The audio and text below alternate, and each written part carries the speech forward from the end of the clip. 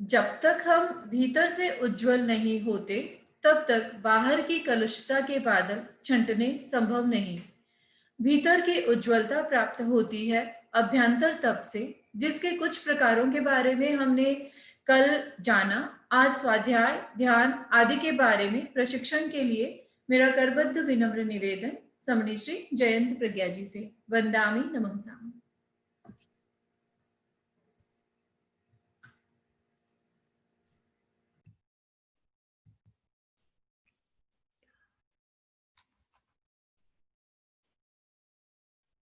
महाप्राण ज्योतिपुंज पूज्य गुरुदेव के चरणों में वंदन। उपस्थित भाइयों बहनों,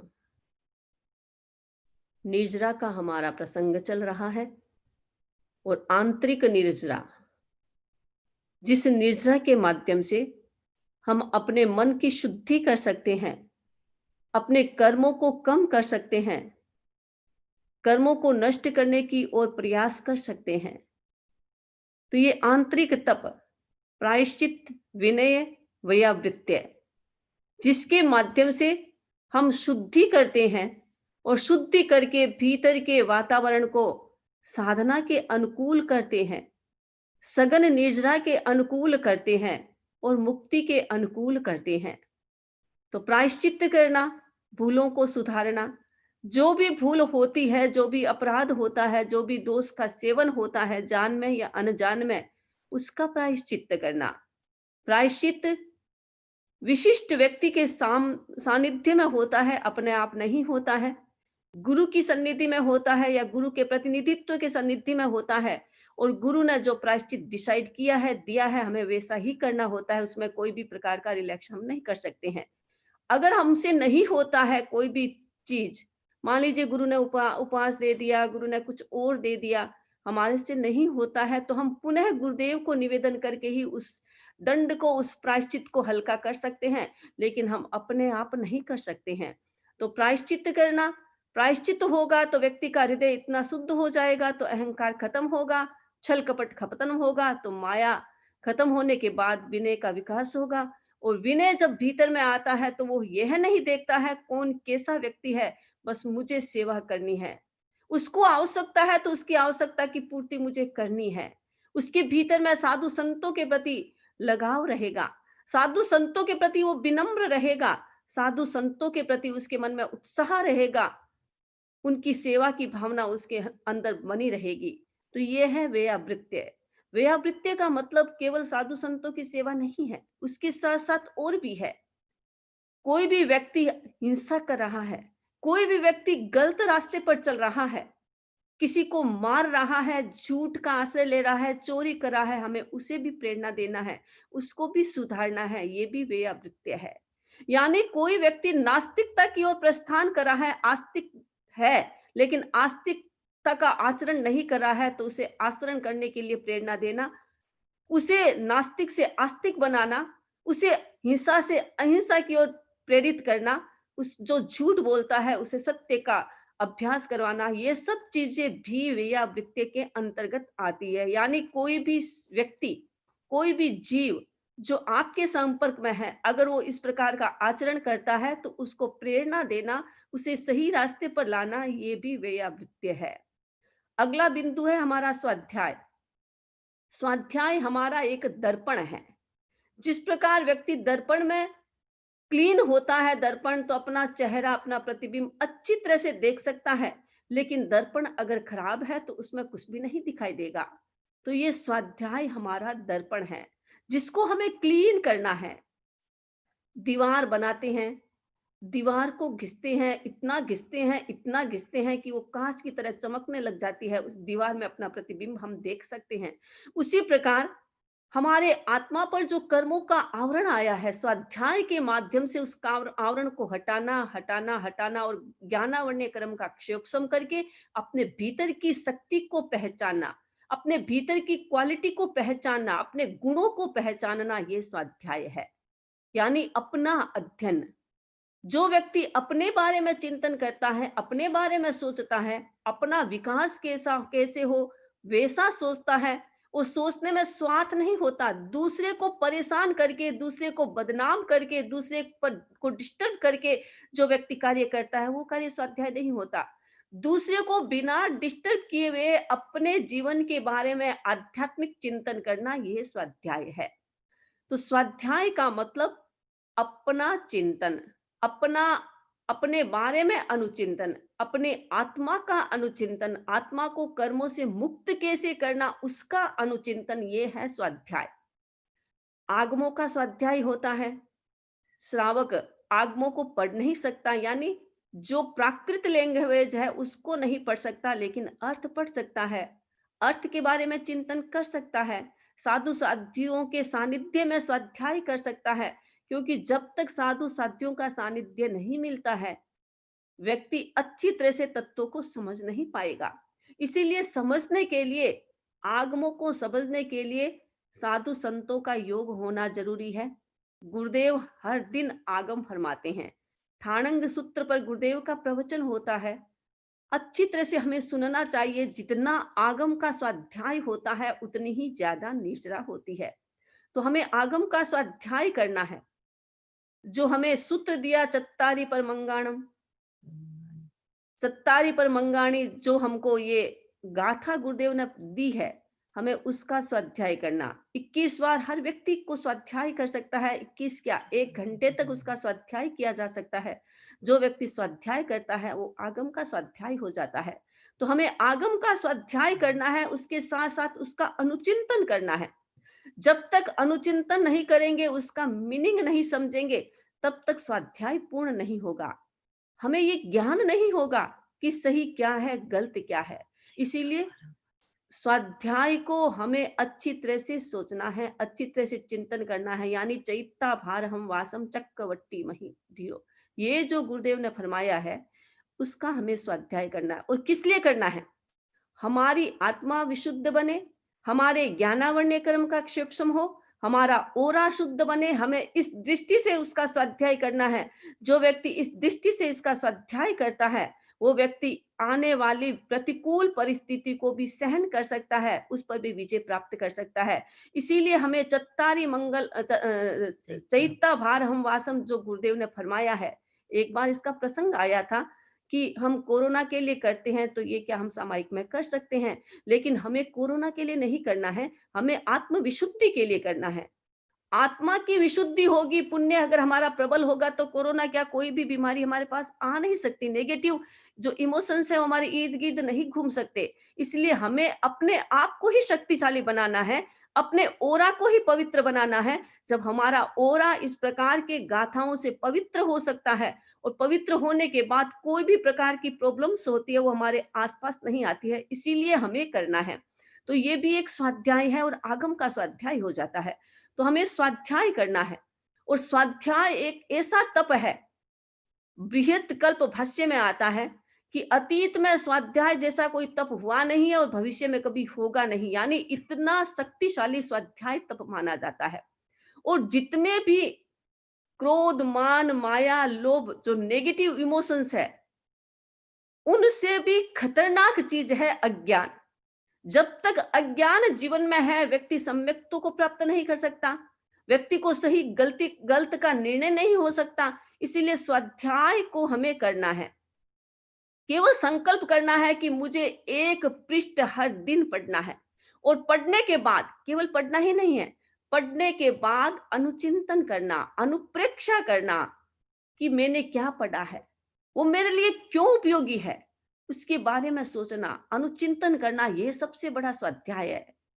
सीख लिया, कोई तत्व सीख लिया, सीखने के बाद उसको छोड़ दिया, नहीं। सीखने के बाद आत्मसात कैसे करें, आत्मा में वो तत्व कैसे आए, हमारे आचार में वो तत्व कैसे आए, वो समझते हैं, उसके बारे में चिंतन करते हैं, उसके बारे में सोचते हैं, तो वो रियल स्वाध्याय होता है। तो स्वाध्याय के माध्यम से हम अपने भीतर की शक्तियों को उजागर कर सकते हैं। और स्वाध्याय संपर्क से भी हो सकता है, साधु संतों के सानिध्य से भी प्राप्त हो सकता है, प्रवचन के माध्यम से भी हम स्वाध्याय कर सकते हैं, और आगमों के अध्ययन के माध्यम से भी हम स्वाध्याय कर सकते हैं। काम्पिलीपुर का एक मुनि था, गर्दभाली मुनि। और काम्पिल्यपुर के बाहर उद्यान में वो ध्यान की मुद्रा में खड़े थे।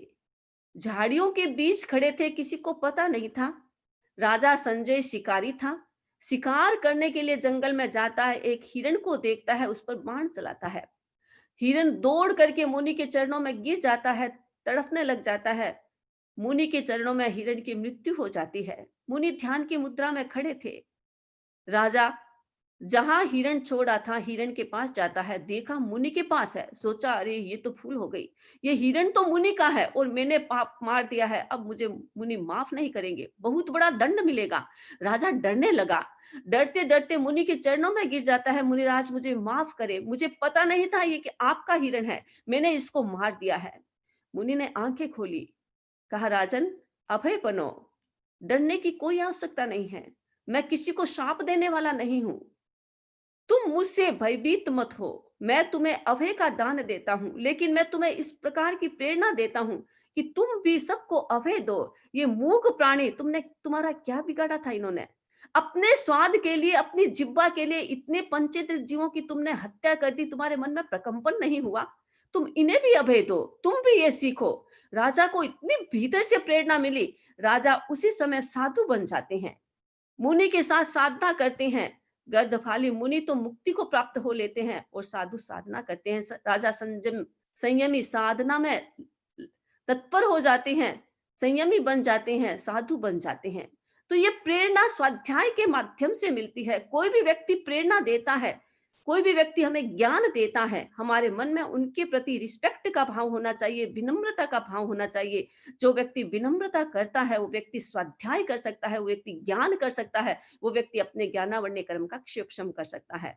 तो हमें स्वाध्याय करना है और स्वाध्याय के लिए हर दिन संकल्प करें कि कम से कम मुझे 1 पृष्ठ स्वाध्याय के लिए पढ़ना है और पढ़ करके मुझे 5 मिनट 10 मिनट उसके लिए लगाना है, आत्मचिंतन करना है, अनुप्रेक्षा करना है, ताकि मैं समझ सकूं कि मैंने क्या पढ़ा है और मेरे जीवन के लिए वो क्यों उपयोगी हो सकता है और मेरा उसके लिए आचरण हो सकता है और इससे हमारा ज्ञानावर्ण कर्म का क्षेपशम हो सकता है। अगला बिंदु है हमारा ध्यान। स्वाध्याय के बाद नंबर आता है ध्यान। स्वाध्याय करते करते करते व्यक्ति इतना एकाग्र बन जाता है कि स्वाध्याय ही ध्यान बन जाता है।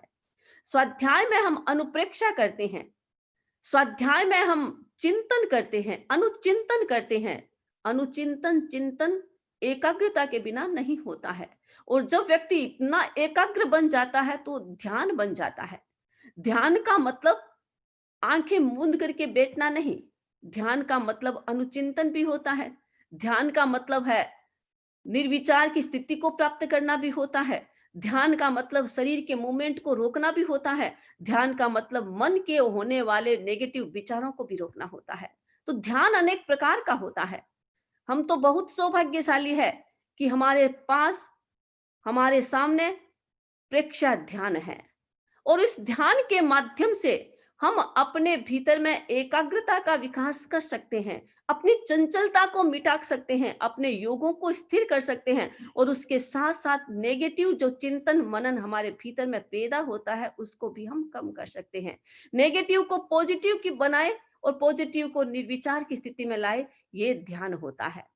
ध्यान के माध्यम से हम सबसे पहले स्थिरता का अभ्यास करते हैं, अपने शरीर को स्थिर करना। 5 मिनट, 2 मिनट संकल्प करें, 1 मिनट आपसे ज्यादा नहीं होता है, आपके पास ज्यादा टाइम नहीं है तो आप घड़ी देख करके 1 मिनट संकल्प करें कि मुझे 1 मिनट कोई भी प्रकार का मूवमेंट, गति शरीर में नहीं करना है। पूरी स्थिरता के साथ बैठने की कोशिश करें। 1 मिनट का ध्यान भी कितना महत्वपूर्ण हो जाता है, एक श्वासोच्छ्वास भी कितना महत्वपूर्ण हो जाता है। मिथ्यात्वी व्यक्ति कितनी तपस्या करता है, कितनी तपस्या करता है, जितनी तपस्या से निर्जरा नहीं होती, एक श्वासोच्छ्वास से हम उतनी निर्जरा करने में समर्थ है। जो सम्यक्ति होता है ध्यान के माध्यम से बहुत कुछ प्राप्त कर सकता है। भगवान महावीर ने ध्यान किया था, 12.5 वर्ष ध्यान की साधना की थी। तपस्या तो ध्यान में बाधक न बने इस कारण से तपस्या भगवान ने की थी। तपस्या तो ऑटोमेटिक हो गई थी, लेकिन लक्ष्य था ध्यान और ध्यान के माध्यम से ही व्यक्ति केवल्य को प्राप्त कर सकता है, केवल ज्ञान को प्राप्त कर सकता है। ध्यान एक ऐसी चीज है जिसको प्रारंभ करने से तकलीफ आ सकती है, क्योंकि शरीर के अनुकूल नहीं होता है, तो शरीर और मन चंचल भी हो सकता है। लेकिन चंचल मन और शरीर को स्थिर करने का एक प्रयोग है ध्यान। ध्यान के माध्यम से हम अपनी चंचलता को कम कर सकते हैं, और धीरे धीरे अभ्यास करने के बाद व्यक्ति को इतनी आनंद की अनुभूति होती है कि व्यक्ति सोच नहीं सकता कि उस ध्यान से उसने क्या प्राप्त कर लिया है। ध्यान के माध्यम से हम मन में जो भी चाह है, उस चाह की भी पूर्ति कर सकते हैं। ध्यान और स्वाध्याय दोनों एक होता है। स्वाध्याय का अंतिम बिंदु अनुप्रेक्षा, अनुचिंतन, निर्विचारता, ये स्वाध्याय का ही पार्ट है, और स्वाध्याय ही ध्यान बन सकता है। तो स्वाध्याय और ध्यान दोनों के माध्यम से हम भीतर तक पहुंच सकते हैं, भीतर की शक्तियों को जागृत कर सकते हैं। आपको पता होगा, जितनी भी शक्तियां जागृत होती है, ध्यान और स्वाध्याय के माध्यम से होती है। चाहे किसी भी प्रकार की लब्धि को हमें प्राप्त करना है, बिना ध्यान के लब्धियां प्राप्त नहीं हो सकती। ध्यान जरूरी है। ध्यान का मतलब एकाग्रता, भाव क्रिया। आप व्यावृत्ति करेंगे तो भी आपको ध्यान चाहिए, आप विनय करेंगे तो भी आपको ध्यान चाहिए, आप प्रायश्चित करेंगे तो भी आपको ध्यान चाहिए। बिना ध्यान के न तो आप प्रायश्चित कर सकते हैं, न स्वाध्याय कर सकते हैं, न सेवा कर सकते हैं, न किसी के प्रति विनम्रता रख सकते हैं। इसीलिए ध्यान एक महत्वपूर्ण बिंदु है। दीर्घ श्वास से प्रारंभ करें। विचार बहुत आता है, कभी हम ध्यान कराते हैं तो विचार लोगों को बहुत आते हैं, स्थिर नहीं रह सकते, विचार ही विचार, विचार ही विचार। दीर्घ श्वास का प्रयोग, अरहम की साउंड, ओम की साउंड, आप 15 मिनट 10 मिनट हर दिन ओम या अरहम की साउंड स्टार्ट करें। ध्यान का पहला चरण या पहली स्टेज साउंड होती है, जप होता है, जप भी ध्यान बनता है, जप भी स्वाध्याय है। नमस्कार महामंत्र का निरंतर जप करो, ये भी स्वाध्याय है, आगमों का स्वाध्याय हो जाता है। तो स्वाध्याय ध्यान बनता है जब हम उस पर एकाग्र होते हैं। तो सबसे पहले आप अरहम की साउंड करना सीखे, ओम की साउंड करना सीखे। 15 मिनट 20 मिनट ओम की, अरहम की साउंड करे, जिससे अनेक प्रकार का स्ट्रेस खत्म होता है, एंजाइटी खत्म होती है, और व्यक्ति इतना भीतर से फ्रेश बनता है कि वो कल्पना नहीं कर सकता कि ध्यान से उसने क्या प्राप्त कर लिया है। मैं बहुत बार कहती हूँ कि रात को सोते समय कम से कम आप 9 बार दीर्घ श्वास का प्रयोग करें, और दीर्घ श्वास के साथ आध्यात्मिक संकल्प करें। जो भी आपका संकल्प है, जो भी जिस चीज को आप प्राप्त करना चाहे, आध्यात्मिक है, भौतिक है, भौतिक चीज के संकल्प के लिए अकाम निर्जरा होगी, सकाम नहीं होगी। आध्यात्मिक विकास के लिए कोई भी संकल्प करेंगे जिससे हमारी निर्जरा सकाम होगी, और उससे हमें लाभ मिलेगा। ध्यान के माध्यम से, एकाग्रता के माध्यम से, दीर्घ श्वास के माध्यम से हम जैसा चाहे वैसा बन सकते हैं। मान लीजिए कोई व्यक्ति बहुत बीमार रहता है, रात को सोते समय 9 बार दीर्घ श्वास के साथ संकल्प करे, मैं स्वस्थ हो रहा हूं, मैं स्वस्थ हो रहा हूं, मैं स्वस्थ हो रहा हूं। रात को सो जाए। संकल्प करने के बाद उसका नियम यही होता है कि रात को फिर बात नहीं करना, बोलना नहीं, फोन में बात नहीं करना, मौन पचक के सो जाना। सोने के बाद जब आप प्रातः काल उठोगे तो आपके दिमाग में तत्काल वो विचार आएगा, मैं स्वस्थ हूं, और धीरे धीरे हम उसमें विकास करेंगे। ये एक मैंने उदाहरण दिया है स्वस्थता का। आप किसी भी प्रकार का संकल्प आपको कर सकते हैं रात को दीर्घ श्वास के साथ। स्टार्ट हमें ध्यान करना है तो सबसे पहले दीर्घ श्वास करना सीखे। 5 मिनट दीर्घ श्वास करें, अपने श्वास को देखें, अपने पेट पर ध्यान करें, पेट को देखें, पेट फूल रहा है, पेट सिकुड़ रहा है, पेट फूल रहा है, पेट सिकुड़ रहा है। इतना भी करना स्टार्ट करेंगे तो एकाग्रता बढ़ जाएगी। तो ध्यान भी हमारा एक माध्यम है निर्जरा का, और सघन निर्जरा होती है, सकाम निर्जरा होती है। उस ध्यान के माध्यम से हमारे भीतर में इतनी एकाग्रता बढ़ती है, इतना कंसंट्रेशन पावर बढ़ता है, इतनी चंचलता कम होती है कि हम आगे की स्थिति को अच्छी तरह से कर सकते हैं। ध्यान करना सीखेंगे तो स्वाध्याय भी जल्दी होगा। 2 घंटे आपको कोई चीज याद करने में लगाते हैं, लगता है, या 2 घंटे आप स्वाध्याय करते हैं तो भी आपको समझ में नहीं आता है। ध्यान करना सीख लेंगे तो 2 घंटे का आधे घंटा भी पढ़ेंगे तो 2 घंटे जिससे ज्यादा भी आप आधे घंटे में समझ सकते हैं। इतनी एकाग्रता बढ़ सकती है। तो स्टार्ट हमें दीर्घ श्वास से करना है। ध्यान तो हमारे प्रेक्षा ध्यान तो बहुत लंबे चौड़े हैं। प्रेक्षा ध्यान में चैतन्य केंद्र भी होता है, लेश्या ध्यान भी होता है, शरीर प्रेक्षा भी होती है। आप किसी भी एक तत्व को पकड़ ले और उसमें गहराई से उतरे। सबसे पहले आप दीर्घ श्वास का या साउंड को सीखे। साउंड करना सीखे, साउंड के साथ अपने आप को जोड़े, साउंड के साथ अपने मन को जोड़े, अपने तन को जोड़े, अपने विचार को जोड़े, वाणी को जोड़े, और धीरे धीरे ध्यान इतना अधिक सघन होगा कि फिर आपको चैतन्य केंद्र करना नहीं पड़ेगा, ऑटोमेटिक चैतन्य केंद्र हो जाएगा। जिस केंद्र पर आप ध्यान करेंगे ऑटोमेटिक कलर दिख जाएगा, ऑटोमेटिक वो केंद्र आपको पता चल जाएगा। तो ये है ध्यान। तो ध्यान के माध्यम से भी हम निर्जरा कर सकते हैं। आप 5 मिनट का अभ्यास करना स्टार्ट करें, कम से कम 1 मिनट का अभ्यास करें कि मैं 1 मिनट के लिए एकदम स्थिर बैठूंगी, कोई प्रकार का मूवमेंट शरीर में नहीं करूंगी। और जब आप स्थिर बैठने की कोशिश करेंगे तो शरीर में खाज भी आएगी, इचिंग भी होगा, अनेक प्रकार का इरिटेशन भी होगा, लेकिन ध्यान न दे। 1 मिनट भी आप स्टार्ट करेंगे 1 मिनट से, तो धीरे धीरे धीरे आप विकास करके ध्यान की और अधिक स्टेज को प्राप्त कर सकते हैं। तो हम ध्यान करें जिसके माध्यम से भी हम निर्जरा कर सकते हैं। ये हमारा आंतरिक तप हुआ। अगला है व्युत्सर्ग। व्युत्सर्ग का मतलब है छोड़ना। क्या छोड़े? द्रव्यों को छोड़ना है। जो भी हमारे पास चीजें हैं, वस्तुएं हैं, पदार्थ है, उसको छोड़ना है, पूरा त्याग करना है। उनोद्री में तो पूरा त्याग नहीं होता है, व्युत्सर्ग में तो पूरा त्याग हो गया। कोई भी चीज आपको छोड़ना है तो छोड़ दो उसको। अतीत में जो भी भूले हुई है उसको छोड़ो। अतीत में जो भी मिस्टेक हुई है प्रायश्चित करके उसको भूल जाओ। किसी ने आपके साथ कोई गलत व्यवहार किया है उसको छोड़ो। ये 4 ही चीजें होती है जिसका हम विसर्जन कर सकते हैं। क्रोध, मान, माया, लोभ, अहंकार, जो हमारे अपने नेगेटिव इमोशंस है, हमें उसे छोड़ना है। जो व्यक्ति विसर्ग करना सीख जाता है वो व्यक्ति बहुत कुछ आगे बढ़ सकता है, आंतरिक निर्जरा कर सकता है, और धीरे धीरे विसर्ग के माध्यम से अपने कर्मों को सही कर सकता है।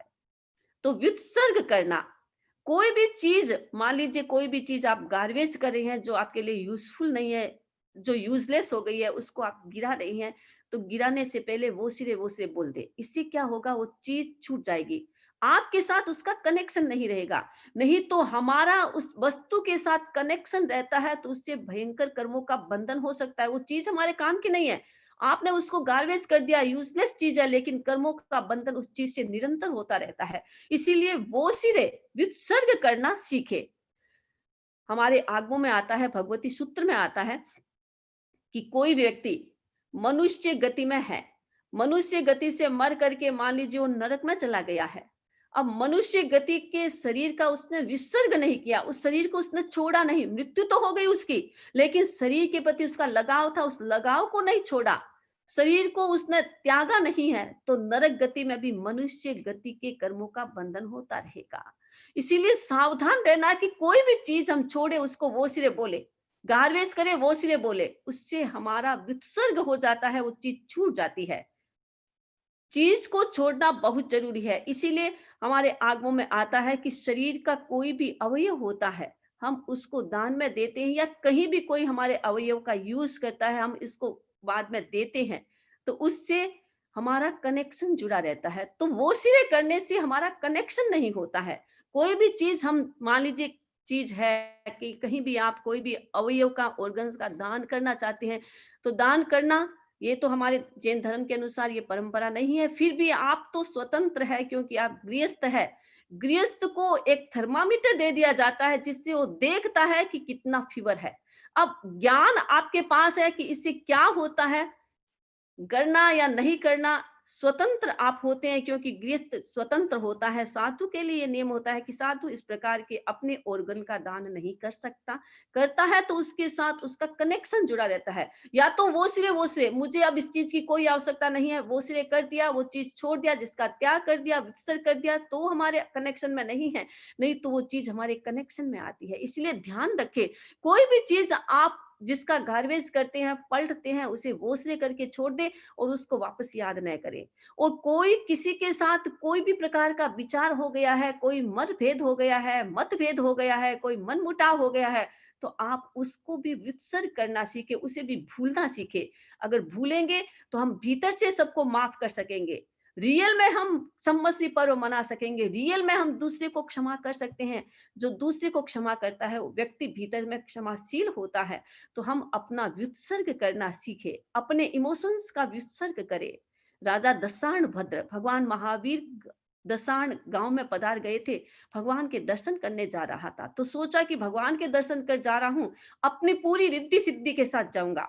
दसाण भद्र इतनी रिद्धि सिद्धि से संपन्न था, पूरी रिद्धि सिद्धि के साथ ठाट बाट के साथ भगवान के दर्शन करने के लिए जा रहा था। वैसे साधु संतों के दर्शन करने के लिए ठाट बाट की आवश्यकता नहीं है, मन की शुद्धि की आवश्यकता है। मन में कोई नेगेटिव विचार लेके न जाए, बाहर से रिद्धि सिद्धि की आवश्यकता नहीं होती है। फिर भी राजा के मन में अहंकार का भाव आ गया, भगवान के दर्शन करने के लिए जा रहा था। इंद्र ने देखा, स्वधर्म देवलोक के इंद्र ने देखा कि राजा के मन में अहंकार है और अपना प्रदर्शन करना चाहता है, मुझे राजा के अहंकार को नष्ट करना है। इंद्र क्या करता है, इंद्र भी अपने ठाटवाट के साथ आता है।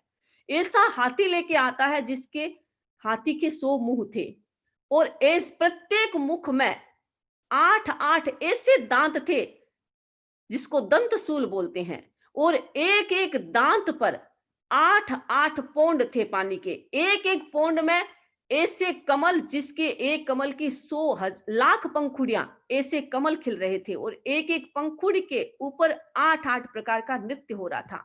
इतना प्रदर्शन इंद्र ने किया राजा को परास्त करने के लिए। राजा ने सोचा, ही ये कौन आ गया मुझे परास्त करने के लिए, और मेरे से ज्यादा रिद्धि संपन्न ये व्यक्ति कौन है। राजा ने सोचा, ये मनुष्य नहीं हो सकता, अवश्य कोई देव माया है। अब मुझे देवता को परास्त करना है तो क्या करेगा, रिद्धि सिद्धि से देवता परास्त नहीं होगा। तो सोचा कि मुझे अपने नेगेटिव इमोशन से उसका परित्याग करना है, उसका विसर्जन करना है। राजा ने अपने अहंकार को छोड़ा, भगवान के पास पहुंचा। राजा भी पहुंचा, इंद्र भी भगवान के पास रिद्धि सिद्धि को लेकर पहुंचा। भगवान के पास पहुंचते ही राजा ने कहा, महाराज गुरुदेव भगवान, मैं दीक्षा लेना चाहता हूं, मैं अपने शरीर को छोड़ना चाहता हूं, अपने राज्य का परित्याग करना चाहता हूं, इस वैभव का परित्याग करना चाहता हूं, इस अहंकार का परित्याग करना चाहता हूं। इंद्र देखते रह गया, क्योंकि देवता त्याग नहीं कर सकते, देवता साधु नहीं बन सकते। राजा ने अपने अहंकार का विसर्जन किया और महान बन गया।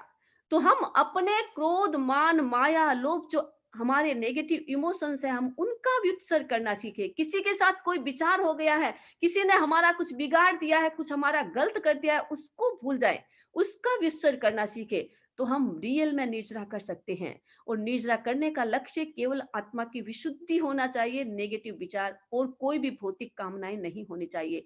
वैसे संसारी जीव होता है, कामनाएं करता है, लेकिन ध्यान दिमाग में ये स्पष्ट रहना चाहिए कि इससे मेरी अकाम निर्जरा होगी, सकाम नहीं निर्जरा होगी। इतना लक्ष्य और इतना नॉलेज होगा तो व्यक्ति सम्यक्ति बना रहेगा, मिथ्यात्व का दोष नहीं लगेगा, गलत चिंतन नहीं आएगा, नेगेटिव चिंतन नहीं आएगा। तो ये 6 हमारे आंतरिक तप है, जिस तप के माध्यम से हम अपनी सकाम निर्जरा कर सकते हैं। तो आश्रव, संवर, निर्जरा, ये 9 तत्वों के 3 तत्व जो हमारे जीव के अंतर्गत आते हैं। आश्रव का मतलब होता है दरवाजा खुला है तो पाप आता रहेगा, आता रहेगा, आता रहेगा। हम उस दरवाजे को बंद करने की कोशिश करें, बंद करेंगे तो हमारा संवर हो जाएगा। दरवाजा बंद है तो पानी बाहर रहेगा, हमारे अंदर नहीं आएगा, हमारा तालाब पानी से भरेगा नहीं। और अब अंदर जो पानी है हम उसको बाहर निकाले, अंदर के पानी को बाहर निकालना है, उस कचरे को बाहर निकालना है, उसको हम निर्जरा कहते हैं। तो बंद करने के बाद दरवाजा बंद हो गया, बंद होने के बाद नया कचरा आएगा नहीं, जो अंदर में कचरा है उसको बाहर निकालने की कोशिश करें। जितनी ज्यादा क्रिया होगी निर्जरा के माध्यम से, निर्जरा के जो तप के माध्यम है, तप का जो प्रकार है उसके माध्यम से हम निर्जरा करते हैं, उस निर्जरा के माध्यम से हम अपनी विशुद्धि कर सकते हैं। तो हम अपनी विशुद्धि करने की कोशिश करें। तो ये तीनों ही जीव तत्व है, अजीव नहीं है। कुछ लोग आश्रव को अजीव कहते हैं, लेकिन ध्यान रहे ये आश्रव अजीव नहीं है, आश्रव भी जीव है, संवर भी जीव है, निर्जरा भी जीव है। इसके माध्यम से हम अपनी आत्मा की विशुद्धि कर सकते हैं। तो आज निर्जरा तक मैंने ये बात कही थी और आगे के तत्वों की चर्चा आगे करेंगे। आज मैं अपनी बात यहीं संपन्न करती हूँ। प्रश्न कोई भी है तो आप पूछ सकते हैं। बहुत बहुत कृतज्ञता वंदनामि आपके प्रति। बहुत ही सुंदर, सच में बहुत ही सुंदर प्रशिक्षण हमें मिल रहा है और मैं समझती हूँ कि जरूर ही काफ़ी लोगों ने इसे समझा है और अपने जीवन में ये अपनाएंगे, इंक्लूडिंग मी।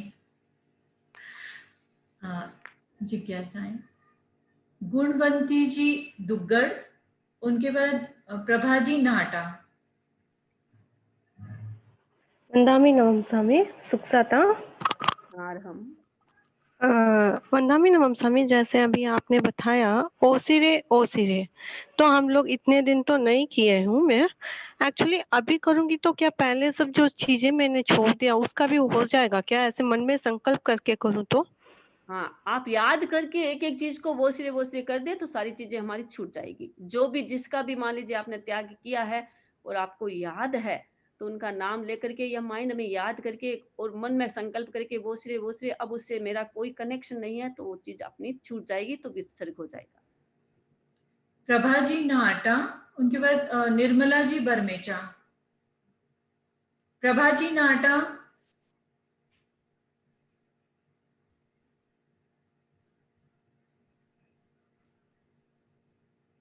बंदामी नमसामी।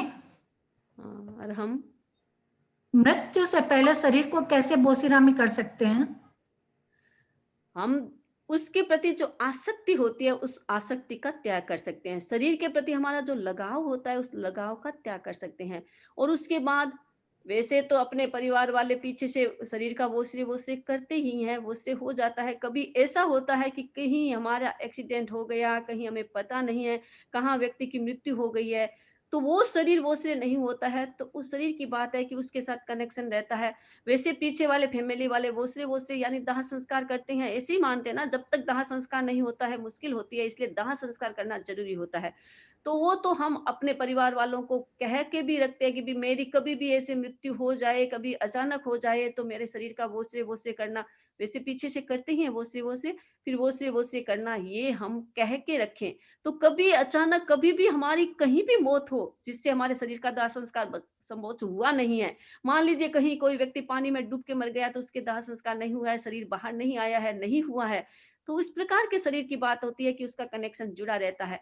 अथवा मेरा उस शरीर के प्रति इतना लगाव रहता है, कुछ लोग होते हैं लास्ट तक शरीर के प्रति इतना लगाव रहती है, इतनी मूर्छा रहती है, परिवार के प्रति इतनी मूर्छा रहती है, तो उसका कनेक्शन रहता है। आपने कभी महसूस किया होगा कि जब मूर्छा का भाव लास्ट तक मोमेंट तक परिवार के प्रति रहता है और व्यक्ति मर जाता है, तो वो ऐसी भूत प्रेत की योनि में जाता है, फिर आकर के परिवार वाले को परेशान करता है, उसके प्रति क्योंकि उसके प्रति उसका लगाव होता है। इसीलिए वो करना जरूरी है, जिससे हमारे किसी के साथ कनेक्शन नहीं रहता है। तो ये परिवार वालों को भी सिखाओ, सबको सिखाओ, ताकि सबके ध्यान में रहे। और पीछे से भी पीछे वाले जो होते हैं वो से दाह संस्कार करते हैं, तो शरीर का वो हो जाता है। निर्मला जी बरमेचा, उनके बाद ज्योति जी डागा। वंदामी नमंगसामी, हम आपके बहुत आभारी हैं। वंदामी, मेरे दो सवाल है। एक तो वोसीरे का अर्थ क्या होता है, और दूसरा जब हम खाना बनाते हैं तो उसमें वायु का है, तेजस का है, वनस्पति का है, सभी जीवों की। हाँ, हेलो, वोश्री का अर्थ होता है, अभी मैंने बताया, व्युत्सर्ग यानी छोड़ना। छोड़ दिया मैंने, मेरा अब इसके साथ कोई कनेक्शन नहीं है। मन से भी छोड़ा, शरीर से भी छोड़ा और वचन से भी छोड़ा। और दूसरी बात है कि भोजन हम बनाते हैं तो हमारे सभी जीवों की हिंसा तो होती है, वायुकाय भी होता है, अग्निकाय भी होता है। और अगर हमने ध्यान नहीं दिया, वेजिटेबल में अच्छी तरह से देखा नहीं, तो त्रस्काय की भी जीव की हिंसा भी हो सकती है। तो हम जब खाना कोई व्यक्ति बनाता है तो पानी का भी यूज करता है, वायु का ऑटोमेटिक, वायु के यूज के बिना तो अग्नि जलेगी नहीं, तो वायु का भी यूज होता है, अग्नि का भी यूज होता है। और उसके साथ अपकाय का भी यूज होता है, वनस्पति काय का भी यूज होता है, और त्रस्काय का भी यूज हो सकता है। इसीलिए ध्यान रखें कि हम जितना भी हो सके संयम करने की, खाना तो बनाना ही पड़ेगा, ऐसा तो नहीं है। कुछ लोग ऐसे होते हैं, पता है सुन लिया तो अब तो हम ऐसा नहीं करेंगे कि हमें पाप लगता है। अरे पाप तो सबको ही लगेगा, घर में दूसरा व्यक्ति दूसरा काम करता है तो घर बनाया हुआ है, उस परिवार के साथ आप जीते हैं तो परिवार की आवश्यकता की पूर्ति तो करना पड़ेगा। उस पाप धर्म में हमारी अनासक्ति बनी रहे, बस इस बात का ध्यान रखें कि अनावश्यक कचरा न पैदा हो, जिससे और अधिक जीवों की हिंसा हो या त्रस्त जीव पैदा हो। हमारा वो सम्यक दर्शन का आएगा तो मैं इसमें आपको क्लियर बताऊंगी कि किस प्रकार हम अपनी सावधानी रह करके जीवों की हिंसा से बच सकते हैं। तो जो भी किचन में काम करेंगे तो उनके जीव निकाय की हिंसा की संभावना है। ज्योति जी डागा, उनके बाद जयंत जी कोठारी। ज्योति जी डागा, आपकी आवाज नहीं आ रही ज्योति जी।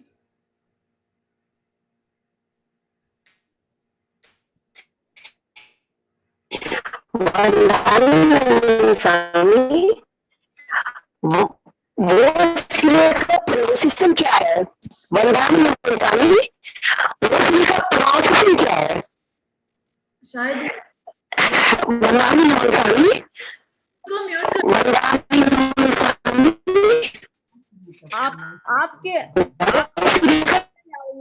आप शायद वो सिरे के बारे में पूछ रहे हैं कि वो सिरे का शब्द यही है, वो सिरे। आप उसको जब भी आप कोई चीज फेंक रहे हैं या गार्बेज कर रहे हैं, आप इसे बोल दीजिए वो सिरे। अब मेरा उसके साथ कोई कनेक्शन नहीं, संपर्क नहीं है, संबंध नहीं है, उसको वो सिरे बोलते हैं। वैसे व्युत्सर्ग होता है अपना मूल शब्द, और उसको हम वो सिरे जनरल भाषा में उसको यूज वो सिरे करते हैं। जैसे साधु कहते हैं वो सिरे। आपने देखा होगा कि कोई भी साधु चला जाता है या उसकी कोई डेथ हो जाती है तो वो सिरे गुरुदेव फरमाते हैं वो सिरे, अब ये शरीर हमारे लिए काम का नहीं है, वो सिरे। तो ये वो सिरे एक शब्द होता है जिसका अर्थ होता है व्युत्सर्ग छोड़ना। तो आप इसको शब्द को सही यूज कर सकते हैं, नहीं तो दिमाग में समझ ले कि मुझे इसको छोड़ना है और ये मेरे साथ इसका कोई संपर्क नहीं है। जयंत जी कोठारी, उनके बाद पदमचंद जी जैन।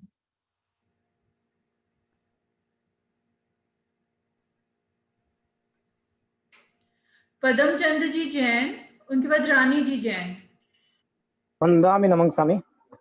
हाँ, और हम अभी चौथे गुणस्थान में मिथ्यात्व आश्रय का हम त्याग कर देते हैं, तो वहां पर सम्यक्त संवर्ग की मानना क्यों नहीं होती है? चौथे गुण स्थान में त्याग होता नहीं है। त्याग होगा तो अपने आप पांचवा गुण स्थान आ जाएगा। ये तो विकास है ना, क्रमिक विकास। अब कोई ये कह लगेगा मिथ्यात्व पहला गुण स्थान है तो मिथ्या दृष्टि है तो हम उसमें त्याग क्यों नहीं कर सकते, तो ये अलग चीज हो गई। तो ये गुण स्थान क्रमिक विशुद्धि है। तो चौथे गुण स्थान यानी आत्मा की विशुद्धि है। आत्मा में सम्यक दर्शन आ गया तो इसका मतलब चौथी स्टेज आ गई, और त्याग आ गया तो इसमें क्यों नहीं हो सकता, ये बात नहीं है। त्याग आ गया तो ऑटोमेटिक व्यक्ति आगे विकास करता है, उसी गुण स्थान में नहीं रहता है, आगे विकास हो जाता है तो पांचवा आ जाता है। इसलिए संवर की साधना पांचवें में ही होगी। चौथे गुण स्थान में सम्यक तो ही आएगा। सम्यक तो आने के बाद संवर करते ही व्यक्ति का विकास हो जाता है, व्यक्ति आगे और आगे बढ़ जाता है तो पांचवा आ जाता है। रानी जी जैन, उनके बाद उमा जी सांखला। वंदामि नमस्तामि। मेरा प्रश्न विगय से है। एक तो कढ़ाई विगय किसे कहते हैं, दूसरा बालूशाही में जैसे दही घी चीनी तीनों का मिश्रण होता है, तो इसमें 3 विगय लगेंगे या एक ही लगेगा? बालूशाही ऑटोमेटिक कढ़ाई विगे हो गई है, तो कढ़ाई विगे एक ही होती है। वैसे आप ये ध्यान रखो कि जिसमें 2 विगे मिक्स हो गई है वो कढ़ाई विगे हो जाती है। 2 विगे मिक्स हो गई और अग्नि लग गई तो कढ़ाई विगे हो जाती है। तो जितने भी मिठाइयां आती है, नमकीन आते हैं, वो सब कढ़ाई विगे के अंतर्गत आते हैं। दूध अकेला दूध है तो दूध विगे आ गया। दूध में आपने शुगर मिला लिया, घी मिला लिया, शुगर घी मिलाने के बाद उसको गर्म कर लिया तो वह अलग विगे हो गया, कढ़ाई विगे हो गया। चाय पीते हैं वो कढ़ाई विगे हो गया। वैसे दही में आपने शुगर डाला, दही को गर्म तो नहीं कर सकते हैं, 10 मिनट 15 मिनट उसको रखा, वो उसमें मिक्स हो जाता है, क्योंकि दही में नमक डालो या चीनी डालो वो उसका ही पार्ट होता है। तो 10-15 मिनट में मिक्स हो जाता है तो कढ़ाई विगे के अंतर्गत आ जाता है। वो दही और चीनी अलग अलग विगे नहीं लगती है। तो इस प्रकार जो 2 विगे मिक्स हो गई हैं, जैसे दूध दही घी चीनी मिक्स हो गई हैं आपस में, मिक्स होते ही वो दूसरा विगे बन जाता है, तो ये कढ़ाई विगे हो जाते हैं। कढ़ाई विगे में मतलब 2 विगे मिल गया, उसके साथ अग्नि में हो गई, अग्नि में होने के बाद वो कढ़ाई विगे के अंतर्गत आते हैं। तो जितनी भी मिठाइयां हैं, जितनी भी नमकीन है, जितने भी तत्व है जिसमें दूसरा विगे मिक्स हो गया है तो कढ़ाई विगे के अंतर्गत आ जाता है। उमा जी सांखला, उनके बाद अरहम जी मनोज। वंदामि नमन स्वामी। मेरा एक प्रश्न है कि तेरापंथ युवक परिषद के द्वारा जो जैन विधि से विवाह कराया जाता है, अगर हम उस विवाह की प्रक्रिया का अंग बनते हैं तो उनके भावी जीवन में होने वाली क्रियाओं का दोष भी हमें लगता है क्या?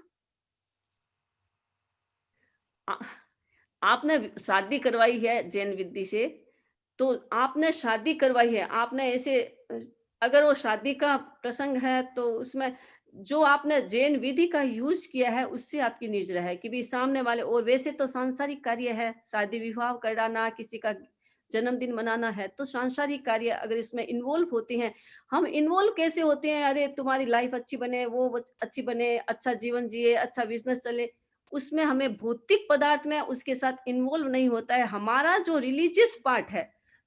इसीलिए साधु जैन विधि की शादी जैन विधि है तो साधु भी शादी करवा सकते हैं, लेकिन साधु नहीं करवाते हैं शादी।